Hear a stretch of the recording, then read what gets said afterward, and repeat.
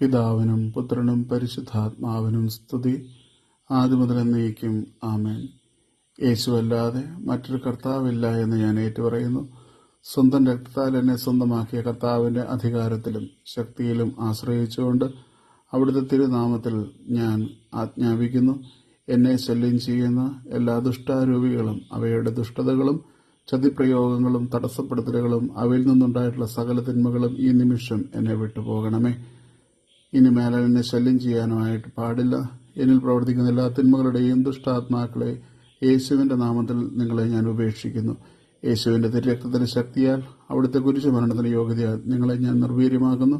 പിതാവിന്റെയും പുത്രന്റെയും പരിശുദ്ധാത്മാവിന്റെയും നാമത്തിൽ അന്ധകാര ശക്തികളെ നിങ്ങളെ ഞാൻ തള്ളിക്കളയുന്നു.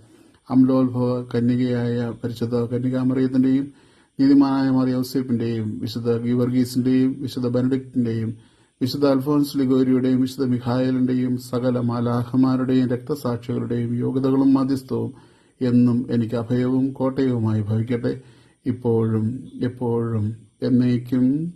ആമേൻ.